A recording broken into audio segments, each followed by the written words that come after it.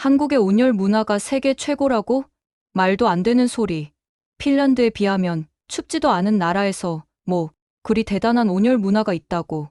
우리 전통 온열 방식이 최고야. 핀란드에서 온 아름다운 공학자인 자렛은 그렇게 생각했어요. 하지만 우리나라 온돌의 위대함 앞에서는 북유럽의 혹독한 겨울도 무릎을 꿇었어요. 한국의 온도를 경험하고 감탄을 금치 못한 사연이 화제입니다. 세계가 놀란 한국의 난방 기술. 그 따뜻한 혁신의 비밀이 무엇인지 함께 알아보시죠. 한겨울의 추위를 이겨낸 따뜻한 이야기. 지금 시작합니다. 비행기에서 내려 인천국제공항에 첫 발을 디디자마자 차가운 공기가 제 얼굴을 스쳤어요. 두꺼운 울 스카프를 두르고 있어도 서울의 가을 공기는 핀란드에서 익숙했던 것과는 확실히 다르더라고요. 꼭 더 춥다기보다는 다르게 느껴졌어요. 저는 라플란드에서 자라서 겨울 기온이 영하 30도 아래로 떨어지는 것도 흔히 겪었거든요. 그런데 서울의 공기는 뭔가 더 살아있는 것처럼 느껴졌어요.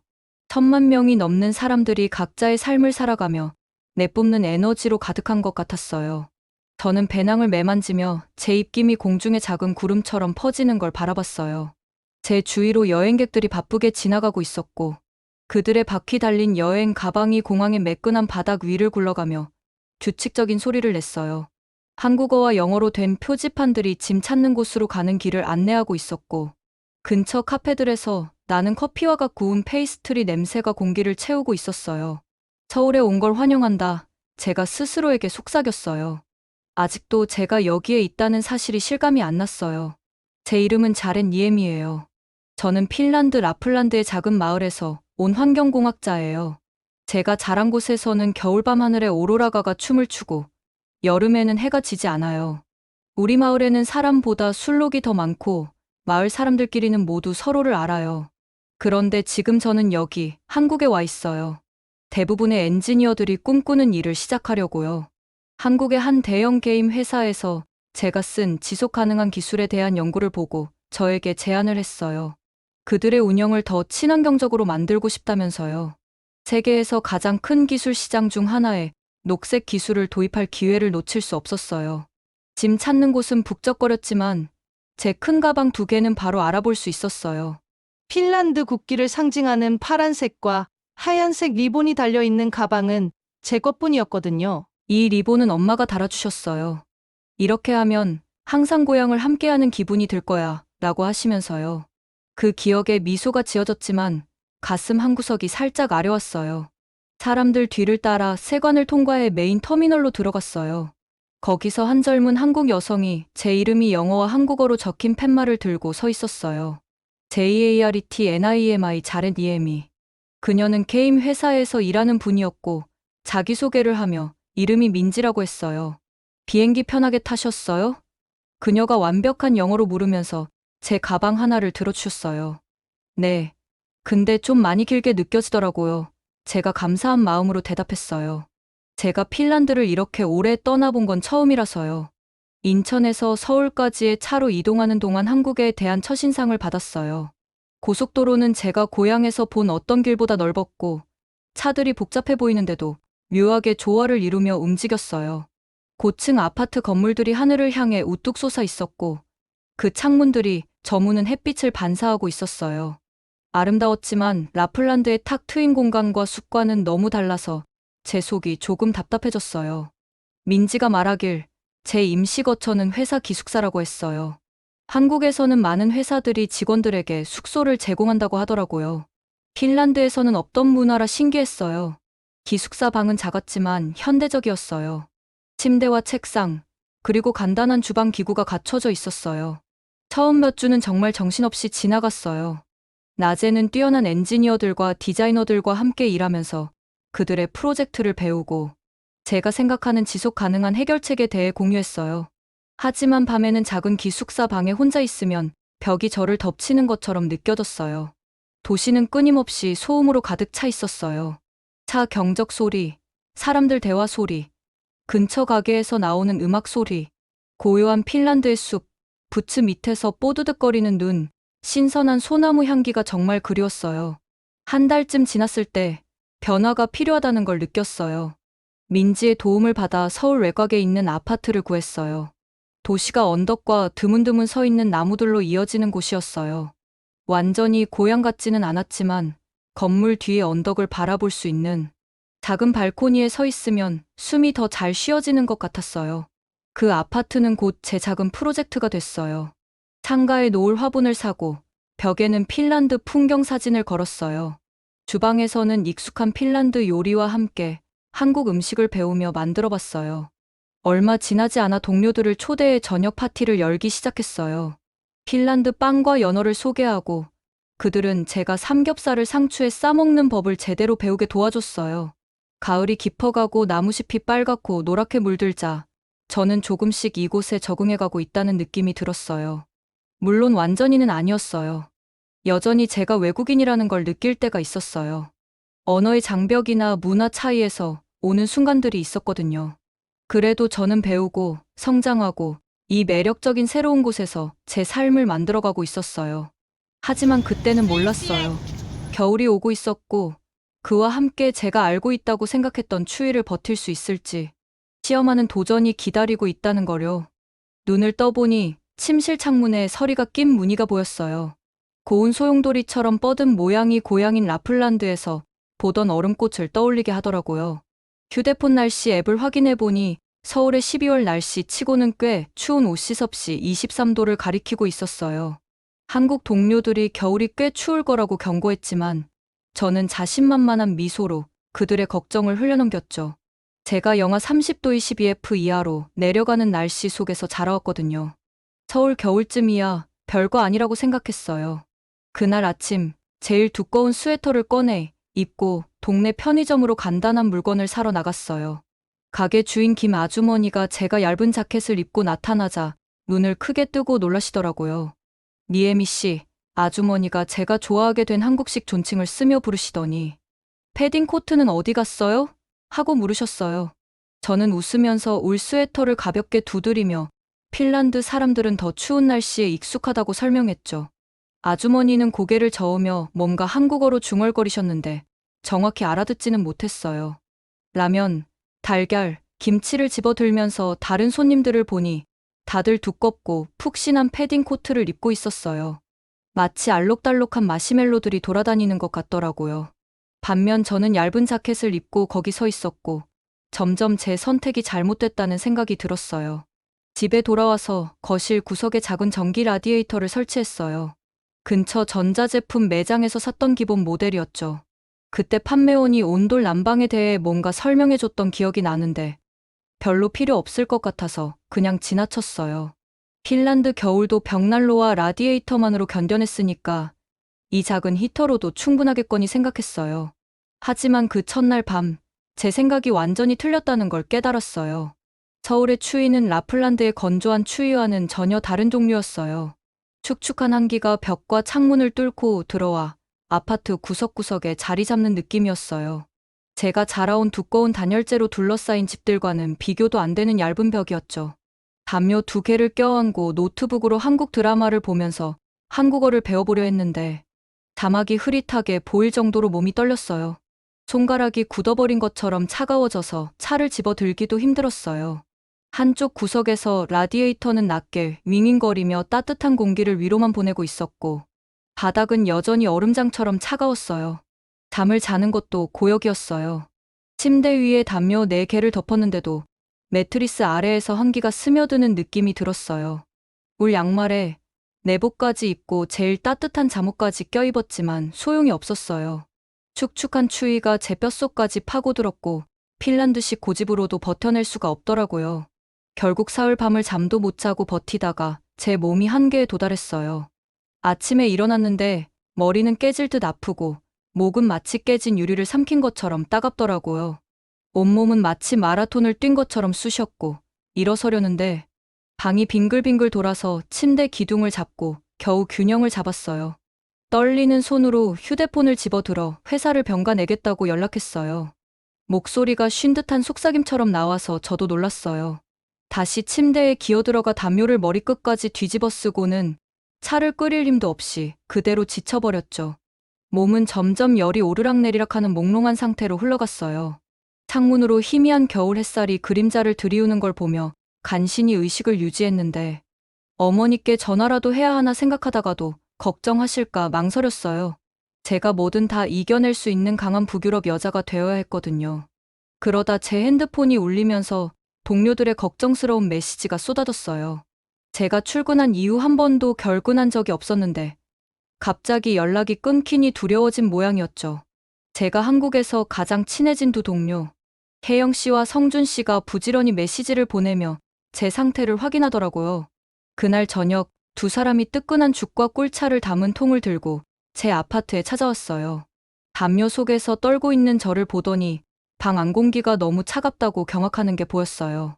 두 사람은 온도 조절기와 제가 신경도 쓰지 않았던 벽의 버튼들을 눌러가며 바쁘게 움직였어요. 저는 그저 담요 속에서 누워있으면서 가끔은 도움을 받아들이는 게 강한 척하는 것보다 더 강한 일일 수도 있겠다는 생각이 들었어요. 성준 씨가 보일러 옆에 쭈그리고 앉아 바닥 난방 시스템에 대해 설명하는 걸 듣다 보니 눈을 감으며 핀란드와는 전혀 다른 이 서울의 겨울을 곱씹게 됐어요. 핀란드에서는 추위를 이기는 모든 방법을 알고 있었는데 여기서는 독립심으로 버티는 것보다 다른 사람들과 따뜻함을 나누는 게 더 좋은 생존 방법이라는 걸 배우고 있었거든요. 저는 바닥이 이렇게 느껴질 수도 있다는 걸 한 번도 생각해 본 적이 없었어요. 온돌 난방이 작동하기 시작하자 따뜻함이 마치 잔잔한 파도처럼 제 몸을 타고 퍼져나갔어요. 몇 시간 전만 해도 차가웠던 딱딱한 바닥이 이제는 포근하게 저를 감싸주는 느낌이었죠. 며칠 동안 추위에 잔뜩 긴장했던 근육들이 서서히 풀리기 시작했어요. 그냥 여기 좀 누워 있어요. 혜영 씨가 제 이불을 조정해주며 말했어요. 따뜻한 게 열도 내리는데 도움이 될 거예요. 저는 뺨을 바닥에 댄 채 그 따뜻함이 뼛속까지 스며드는 것 같아 놀랐어요. 이건 핀란드에서 쓰는 건조하고 강한 라디에이터 열기와는 완전히 달랐어요. 이건 훨씬 부드럽고 자연스럽고 어딘가 더 깊이 스며드는 따뜻함이었죠. 며칠 만에 처음으로 제 몸이 안에서부터 진짜로 따뜻해지는 걸 느꼈어요. 성준 씨가 생강차 한 잔을 가져다 주며 제 옆에 양반다리로 앉았어요. 어렸을 때 우리 할머니도 꼭 이렇게 하셨어요. 집에서 누가 아프면 따뜻한 바닥에 눕혀놓고 이야기해 주시다가 잠들 때까지 곁에 있어 주셨거든요. 생강차의 매운 듯한 따뜻함이 바닥에서 올라오는 열기와 딱 맞아떨어졌어요. 그리고 저는 그동안 별 관심도 없었던 이 난방 시스템에 문득 궁금해졌어요. 근데 이거 어떻게 작동하는 거예요? 제가 열감기에 흐릿했던 엔지니어의 머리를 간신히 깨우며 물었어요. 왜 공기를 데우는 대신 바닥을 데우는 거죠? 혜영 씨와 성준 씨가 서로 알만한 미소를 주고받았어요. 사실 되게 똑똑한 방식이에요. 혜영 씨가 설명했어요. 뜨거운 물이 바닥 아래관을 통해 흘러가요. 그러면 열이 천천히, 그리고 고르게 방 전체로 퍼지는 거죠. 차가운 부분도 없고, 건조한 공기도 없고, 그냥 일정한 따뜻함만 느껴지는 거예요. 근데 이건 단순히 난방을 넘어서요. 성준 씨가 자랑스럽게 눈빛을 빛내며 말을 덧붙였어요. 온돌은 우리 한국인들의 삶과 연결된 거예요. 보세요. 우리가 바닥에 앉는 거나 낮은 테이블에서 밥 먹는 거, 겨울 저녁에 온 가족이 바닥에 모이는 것들 다 온돌과 관련이 있잖아요. 따뜻함이 사람들을 모이게 하는 거죠. 저는 핀란드에서의 제 어린 시절을 떠올렸어요. 우리는 난로나 라디에이터 근처에 옹기종기 모여 조금이라도 더 가까이 다가가려고 했죠.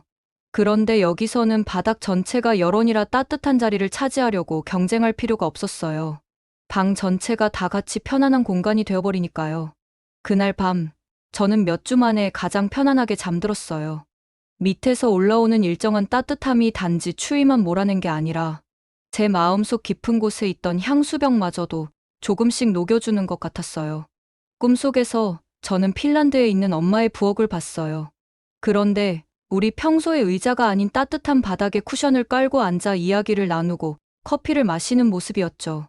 다음날 아침 창문으로 햇살이 쏟아져 들어오고 여전히 바닥 아래에서 올라오는 따뜻함이 저를 감싸고 있었어요. 열도 다 내렸더라고요. 혜영 씨가 주방에 쌀죽을 남겨두면서 온돌 조작법에 대한 자세한 설명까지 써놨더라고요.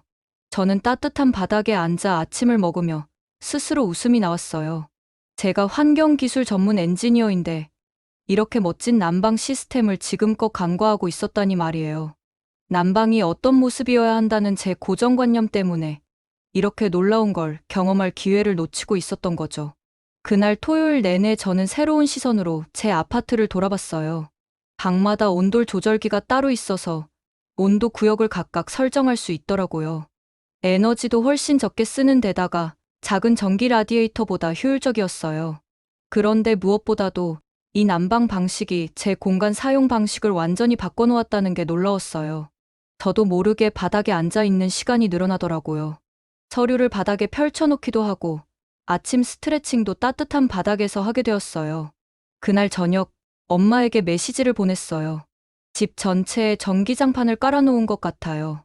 엄마가 항상 말하던 최고의 약은 따뜻함과 휴식이라는 말, 한국 사람들은 그걸 집 안에 그대로 구현해냈어요.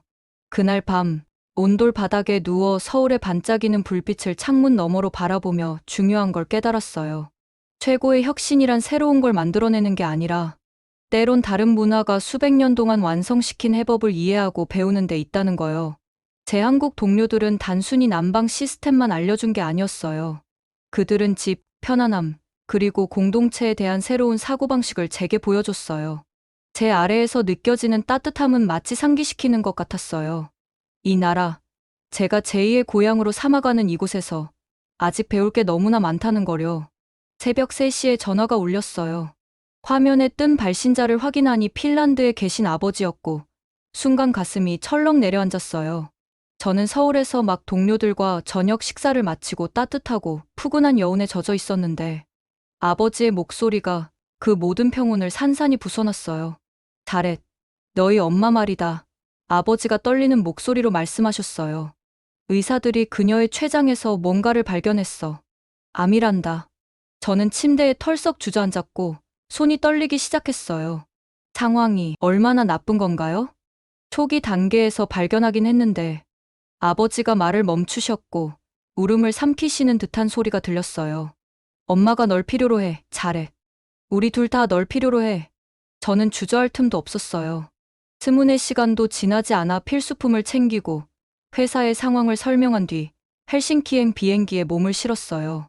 그곳에서 다시 북쪽 라플란드로 가는 비행기를 탔고 창문 밖으로 익숙한 흰설원이 펼쳐진 고향 풍경이 눈에 들어왔어요. 택시가 우리 가족 집 앞에 저를 내려줬어요. 집은 전통적인 나무 구조의 건물이었고 수많은 북극 겨울을 이겨낸 흔적이 느껴졌어요. 문 앞까지 걸어가면서 문이 바스락거리는 소리가 들렸고 문을 두드리기도 전에 아버지가 문을 열어주셨어요. 아버지는 저를 꼭 끌어안으셨는데 소량과 장작 타는 냄새가 스며 있었어요. 엄마는 쉬고 계셔. 아버지가 조용히 말씀하시며 안으로 저를 이끄셨어요. 엄마는 침실에 계셨고 여러 개의 베개에 몸을 기댄 상태였어요. 벽난로가 한쪽 구석에서 타닥타닥 소리를 내며 불타고 있었지만 방은 이상하게도 싸늘했어요. 암 치료가 이미 시작되었는지 엄마의 얼굴은 제가 기억하던 것보다 많이 야위었고 피부는 바깥의 눈처럼 창백했어요. 하지만 제가 들어가자 엄마의 눈이 반짝였어요. 우리 작은 엔지니어가 왔네. 엄마가 제 손을 잡으며 말씀하셨어요. 굳이 여기까지 안 와도 됐는데. 당연히 와야죠. 제가 대답하며 엄마 곁에 앉았어요. 침대 매트리스는 딱딱하고 차가웠고 한국에서 익숙해진 따뜻한 온돌 바닥과는 전혀 달랐어요. 엄마는 어떻게 지내세요? 마라톤이라도 뛸 수 있을 것 같아. 엄마가 농담하셨지만 약한 미소 속에서 진심이 아니란 게 느껴졌어요. 엄마가 살짝 몸을 떨자 저는 얼른 다른 담요를 덮어드렸어요. 그날 밤 저는 잠을 잘 수가 없었어요. 우리 오래된 집 구석구석으로 스며드는 추위만 계속 생각났어요. 라디에이터가 열심히 돌아가고 있었지만 한국에서 느꼈던 뼛속까지 따뜻했던 온돌, 난방의 느낌과는 비교가 안 됐어요. 특히 엄마 방은 벽난로가 있음에도 불구하고 더 춥게 느껴졌어요. 며칠 동안 저는 엄마가 암과 추위로 싸우는 모습을 지켜봤어요. 치료는 엄마를 지치게 만들었고 온도 변화에 더 민감해지게 했어요. 어릴 땐 당연하게 느껴졌던 핀란드의 난방 방식이 이제는 어딘가 부족하게 느껴졌어요. 엄마가 몸을 떨 때마다 저는 서울 아파트에서 느꼈던 따뜻한 바닥의 포근함이 떠올랐어요. 어느 저녁 10번째로 엄마 담요를 고쳐드리던 중에 엄마가 제 마음을 꿰뚫어 보셨어요. 너 뭐 고민하는 거 있구나. 엄마가 말씀하셨어요. 그 표정 내가 잘 알지. 저는 침대 끝에 앉아서 엄마에게 온돌에 대해 이야기했어요. 바닥에서 서서히 올라오는 따뜻함이 마치 포근한 이불처럼 방을 감싸는 그 난방 방식을 설명했어요. 그리고 그 역사를 이야기하며 추운 겨울 동안 한국 가족들이 온돌 위에 모여 시간을 보내는 모습을 상상하게 해드렸어요. 정말 좋을 것 같다. 엄마가 눈을 감으며 부드럽게 말씀하셨어요. 햇살 속에 폭 쌓여 있는 기분이겠네. 그때 문득 한 가지 아이디어가 떠올랐어요. 제가 한국에서 첫 겨울을 버틸 수 있었던 온돌이 엄마가 이 힘든 치료를 견디는 데도 도움이 될 수 있지 않을까 싶었어요. 저는 바로 노트북을 꺼내 엄마 침대 곁에서 온돌 설치에 대해 조사하기 시작했어요. 그러다 유럽 전역에 온돌 시스템을 설치해주는 한국 자원봉사 단체를 발견했어요. 그날 밤 바로 이메일을 보냈어요. 상황을 길게 설명하며 간절히 도움을 요청했죠. 답장은 금방 왔는데 저희 상황에 관심은 있지만 이렇게 멀리 북쪽까지 와서 단 한 번의 설치를 진행하는 건 어렵고 비용도 만만치 않다고 하셨어요. 하지만 저는 포기할 수 없었어요. 엄마는 제가 공대에서 힘들어할 때도 한국으로 떠난다고 했을 때도 저를 한 번도 포기하지 않으셨거든요. 이번에는 제가 엄마를 위해 싸울 차례였어요. 저는 마을 이웃들에게 도움을 요청하기 시작했어요. 저를 어릴 때부터 봐온 분들이 많았고 작은 마을이다 보니 소문이 금방 퍼졌어요. 곧 사람들이 엄마를 보러 오면서 제가 말하는 이 한국식 난방 시스템 이야기를 들으러 오기도 했어요. 엄마가 조용한 힘으로 병마와 싸우는 모습을 보면서 제 결심은 점점 더 강해졌어요. 무슨 수를 써서라도 한국의 따뜻함을 우리 북극의 집으로 가져와야겠다고 마음먹었어요. 제가 마을 회관에 서 있었는데 20쌍의 회의적인 눈빛들이 저를 바라보고 있었어요. 나무 패널로 둘러싸인 벽들이 저를 점점 좁게 둘러싸는 것 같았고 저는 온돌 난방의 장점을 설명하려 애쓰고 있었어요. 제 이웃들은 두꺼운 겨울 외투를 입고 앉아 있었고 차가운 공기 속에서 그들의 입김이 보였어요. 이번이 세 번째 시도였는데 자신감이 흔들리는 게 느껴졌어요. 우리 조상 대대로 벽난로랑 라디에이터를 써왔잖아. 앞줄에 앉아있던 말이 할머니가 말했어요. 그 목소리에는 전통의 무게가 실려 있었어요. 내 할머니도 장작으로 집을 데웠고 그 할머니도 그랬어. 왜 지금 와서 우리가 이걸 바꿔야 하는 거야? 저는 깊게 숨을 들이마셨고 예전에 저도 온돌에 대해 회의적이었던 때가 있었던 걸 떠올렸어요. 제가 준비했던 기술적인 설명들이 갑자기 허무하고 무의미하게 느껴졌어요. 이 사람들은 효율성 통계를 원하는 기업 간부들이 아니었어요. 이들은 저희 이웃이자 공동체였고 숫자와 도표보다는 이야기와 경험을 더 소중히 여기는 사람들이었죠. 제가 한국에서 보낸 첫 겨울 이야기를 하나 해드릴게요. 제가 의자를 끌어와 그들과 좀 더 가까이 앉으며 말했어요. 그땐 제가 아프고 혼자였고 제 아파트에서 얼어붙고 있었어요. 너무 자존심이 세서 그들의 난방 시스템을 이해하지 못했다는 걸 인정하지 못했죠. 그런데 두 명의 한국 동료들이 그런 저를 발견했어요. 이불 밑에서 떨고 있는 모습을요. 몇몇 사람들이 앞으로 몸을 기울이며 관심을 보였어요. 빵집 주인 리이사 아주머니도 약간 고개를 끄덕이는 게 보였어요. 제가 한국에서 돌아와 어머니를 돌볼 때 그분이 직접 가져다 준 수프가 생각났죠. 그들이 온도를 틀었을 때 그건 제가 전에 느껴본 적 없는 열기였어요. 제가 말하며 손을 이용해 따스함이 퍼지는 모습을 표현했어요. 한번 상상해 보세요. 하루 종일 얼음 낚시를 하고 돌아와서 눕는 순간 지친 근육 속으로 따뜻함이 천천히 스며드는 그런 느낌이요. 사우나의 편안함 같은데 잠들기에도 딱 적당한 그런 부드러운 열기예요. 마을 최고령자인 마띠 할아버지가 자리에서 자세를 조금 바꾸셨어요. 근데 비용은 어떻게 되는 거야? 그리고 이런 낯선 시스템을 이 라플란드에 누가 설치할 건데? 저는 그 실용적인 질문에 감사한 마음이 들었어요. 한국 자원봉사 단체와 연락 중이에요. 그분들은 온돌 설치를 전문으로 하시는 분들이에요. 유럽 곳곳의 공동체에 이미 비슷한 프로젝트를 진행했었거든요. 자원봉사자라고? 마띠 할아버지가 눈썹을 치켜 올리며 물었어요. 왜 여기까지 와서 그걸 한다는 거야? 그분들도 자기 문화를 나누고 싶어 하시거든요. 제가 설명했어요. 마치 우리가 관광객들에게 북극광과 백야를 경험하게 해주는 것처럼 그분들도 이 수백 년 된 난방 방식을 공유하고 싶어 하세요. 하지만 우리 공동체가 진심으로 참여하고 있다는 걸 알아야 한다고 하더라고요. 제가 태블릿을 꺼내 유럽의 다른 마을에서 설치한 사진들을 보여드렸어요. 사진들은 흥미를 불러일으켰고 사람들이 속삭이며 관심을 보였어요. 그런 다음 따뜻한 바닥에서 편안하게 누워 숙제를 하는 아이들과 온돌방에서 커피를 마시는 어르신들의 모습을 담은 영상을 보여드렸어요. 우리의 긴 겨울을 한번 생각해 보세요. 제가 점점 열정적으로 말했어요. 아이들이 발 시리지 않게 숙제를 하고 우리 어르신들이 계속 장작을 떼지 않아도 따뜻하게 지낼 수 있는 거예요. 이건 단순히 바닥이 따뜻한 게 아니라 사람들을 모이게 만드는 열기예요. 뒤쪽에 앉아있던 헬레나 아주머니, 제 어머니의 친구분이 말씀하셨어요. 마치 우리가 사우나에서 모이는 것처럼 말이야. 그건 단순히 따뜻해지는 게 아니잖아. 바로 그거예요. 제가 희망에 차서 말했어요. 한국에서는 수백 년 동안 온돌을 사용하면서 따뜻한 바닥 위에서 함께 식사도 하고 이야기도 나눴어요. 그런 따뜻함을 매일 우리 집에서도 느낄 수 있는 거죠. 사우나 때뿐만 아니라요. 방 안이 조용해졌고 사람들이 일을 곰곰이 생각하는 것 같았어요.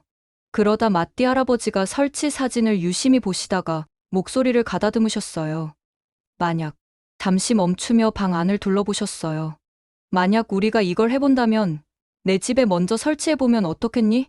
시험 삼아 말이야. 제 심장이 뛰었어요. 물론이죠.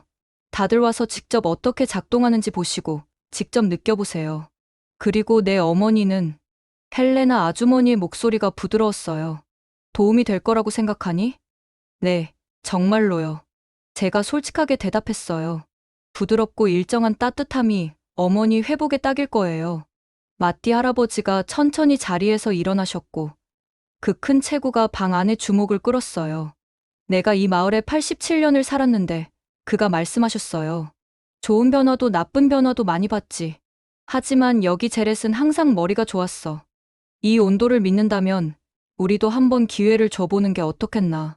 그분의 말씀은 무게가 있었고 곧 다른 사람들도 고개를 끄덕이기 시작했어요.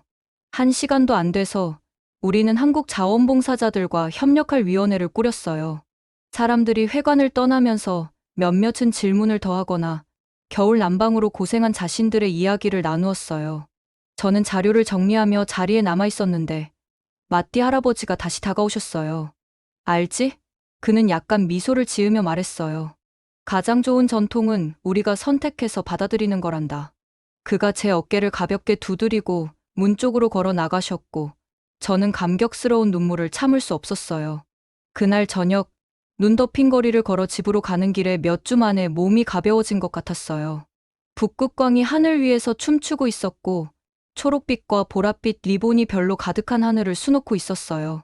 곧 우리 마을에도 하늘의 아름다움에 어울리는 새로운 따뜻함이 생길 거라고 생각했어요. 처음으로 온돌 난방을 설치한 그날 밤은 절대 잊을 수 없을 거예요. 엄마는 따뜻한 바닥에 누워서 가장 좋아하시는 누비이불로 몸을 감싸셨죠. 눈을 감으신 채로 그 부드러운 온기를 온몸으로 느끼시더니 제 손을 잡으면서 낮게 말씀하셨어요. 자렛, 이건 마치 안에서부터 퍼지는 햇살 같아. 몇 주 만에 처음 본 엄마의 환한 미소는 우리 모두의 노력을 단번에 보상해주는 것 같았어요. 온돌 시스템은 기존에 쓰던 라디에이터와는 완전히 다른 방식으로 작동했어요. 공기를 데워 방 안에 퍼뜨리는 게 아니라 바닥 자체를 데우는 방식이었죠. 따뜻함이 서서히 그리고 꾸준히 올라오는 게 꼭 바닷물이 천천히 차오르는 느낌 같았어요. 어릴 때 호숫가에서 햇볕에 데워진 바위 위에 누웠던 여름날이 떠올랐지만 이 온기는 한겨울 밤에도 변함없이 지속되더라고요. 우리 작은 마을에 소문이 금방 퍼졌어요. 옆집 코르온엔 아주머니가 제일 먼저 찾아오셨어요. 아주머니는 유명한 클라우드베리 잼을 가져오셔서 커피 한잔 하자고 하셨죠. 그런데 1시간쯤 지나서 보니까 바닥에 두 다리를 꼬고 앉아 계시는 거예요. 관절염 생각도 못 하실 정도로 말이에요. 내 뼈가 이렇게 편안한 건 몇 년 만인지 모르겠다. 라고 하시더라고요. 그날 저녁까지 다른 3명의 이웃들도 핑계를 대며 방문하셨고 하나같이 평소보다 오래 머물다 가셨어요. 온돌을 설치해 주러 온 한국 자원봉사자분들은 이렇게 많은 관심을 받을 거라고는 예상 못 하셨던 것 같아요. 원래는 설치를 한 번만 하고 떠날 계획이었다고 하셨는데 마을 사람들은 전혀 다른 생각을 하고 있었죠. 한겨울 내내 집 밖으로 나오지 않던 비르타는 할아버지도 직접 우리 집 바닥 온기를 느껴보겠다고 걸어오셨어요. 그러고는 지팡이로 바닥을 두드리면서 그 자리에서 수표책을 꺼내셨죠. 이게 정말로 이 늙은 다리를 다시 움직이게 해줄 수 있다면 그건 돈이 아깝지 않지. 라고 하시더라고요. 2주도 채 안 돼서 대기 명단이 생겼어요. 자원봉사자분들은 체류 일정을 연장하셨고 지역의 시공업자들에게 온돌 시스템 설치법을 가르쳐 주셨죠. 그러면서 온돌이 한국 가정에서 몇 세기 동안 어떻게 사랑받아 왔는지 이야기를 나누셨어요. 우리 마을 사람들도 핀란드의 사우나와 열기가 우리 문화에서 얼마나 중요한지 이야기를 전했죠. 말이 잘 통하지 않아도 따뜻함과 편안함이라는 보편적인 언어는 모두가 이해할 수 있었어요. 엄마도 겨울이 깊어질수록 점점 건강을 되찾으셨어요. 온기가 일정하게 유지되면서 암과 싸우는데 도움이 된 것 같았어요. 의사 선생님들도 엄마가 잠을 더 잘 주무시고 치료를 받을 기운이 더 생긴 걸 알아차리셨죠. 저희는 엄마의 침대를 온돌 난방이 가장 강하게 느껴지는 자리에 옮겨드렸어요. 가끔 엄마가 잠이 오지 않는 날에는 저희 둘이 바닥에 함께 누워 어릴 적처럼 이야기를 나누곤 했어요. 마을에도 변화가 생겼어요. 사람들이 온돌 난방이 설치된 집에 모여서 식사를 나누고 대화를 하기 시작했죠. 니에미넨 아주머니는 매주 카드 게임 모임을 시작하셨고 맥키넨 가족은 아이들을 위한 영화의 밤을 열었어요. 이 따뜻함은 예전 난방 시스템으로는 전혀 느껴보지 못했던 방식으로 우리를 하나로 모아줬어요. 겨울이 중반에 접어들 즈음에는 15가구가 온돌 시스템을 갖추게 됐어요. 한국 자원봉사자분들은 농담으로 이곳이 작은 서울이 되었다고 하셨죠. 그분들은 저희에게 따뜻한 바닥, 아늑한 집 같은 한국어 단어를 가르쳐 주셨고, 저희는 그분들에게 오로라, 한밤의 태양 같은 핀란드어 단어를 알려드렸어요. 문화적 장벽은 아침 햇살 속 서리가 녹아내리듯 스르르 사라졌어요. 돌이켜보면 한국에서의 시간은 단순히 난방 문제를 해결할 방법만 가져다 준 게 아니었던 것 같아요. 때로는 가장 좋은 답이 예상치 못한 곳에서 온다는 걸 배웠죠. 온돌 시스템은 단순히 집을 따뜻하게 만들어준 것이 아니라 서로를 보살피는 새로운 방식을 찾아주었어요. 오늘 아침, 저는 마을이 내려다 보이는 언덕 위에 서 있었어요. 굴뚝에서 연기가 올라오고 있었지만, 이제는 그 연기에 온돌 시스템이 돌아가는 소리가 섞여 있었죠. 창문을 통해 사람들이 따뜻한 바닥에 앉아 아침 식사를 하거나 이야기를 나누는 모습이 보였어요. 엄마는 조금씩, 그러나 분명히 나아지고 계셨어요. 의사 선생님들은 엄마의 긍정적인 태도가 치료만큼이나 큰 도움이 된다고 하셨죠. 주머니 속 휴대전화가 울려서 보니 서울에 있는 혜영 씨에게서 온 메시지였어요. 엄마의 안부를 묻는 말과 함께 벚꽃이 피기 시작한 사진을 보내왔더라고요. 한국에는 봄이 찾아왔지만 라플란드는 여전히 겨울의 한가운데였어요. 그래도 이제 우리는 더 이상 추위와 싸우지 않았어요. 대신 새로운 방식으로 따뜻함을 받아들이게 됐죠. 서울의 번잡한 거리에서 이 조용한 마을에 이르기까지 병에서 회복으로 고립에서 연결로 이어진 여정을 떠올렸어요. 온돌 난방은 단순히 우리 집을 따뜻하게 만든 게 아니었어요. 우리가 공유할 수 있는 가장 좋은 전통은 무엇인지, 그리고 보살핌과 편안함은 그 자체로 하나의 언어가 된다는 걸 보여줬죠. 오늘 밤, 우리는 마을 사람들을 초대해 모임을 가질 거예요. 엄마는 꼭 핀란드식 스튜를 직접 요리하시겠다고 고집하셨고, 코르오넨 아주머니는 클라우드베리 잼을 더 가져오시기로 했어요. 다 같이 따뜻한 바닥에 앉아 이야기를 나누고 봄을 준비할 계획이에요. 그리고 어딘가 서울에서는 혜영 씨와 성준 씨가 저희가 이 작은 핀란드 한국 공동체에서 보내는 사진을 보고 미소 짓고 계시겠죠. 그들이 저희에게 찾게 해준 따뜻함으로 서로가 연결되어 있으니까요.